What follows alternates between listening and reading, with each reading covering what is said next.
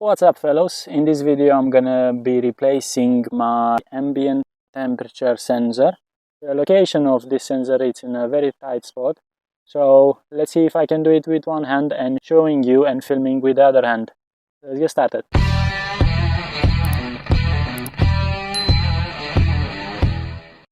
So you can actually see the sensor right there, and you can access it through this space in the bumper, and this will be a fairly simple process. So first it must slide forward like this, like so, and then we just need to unplug it. As I said, it's a very common plug. Just press in the middle here and then just slide it off.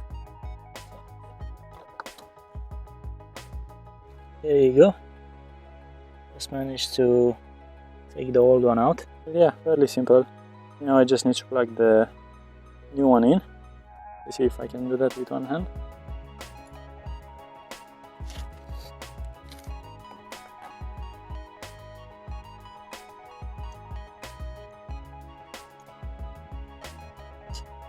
Really nice. There you go. Now it should click in place. Now we just need to slide it on top of that. Let's see if I can do it with one hand. Sorry for the quality of the image. There you go.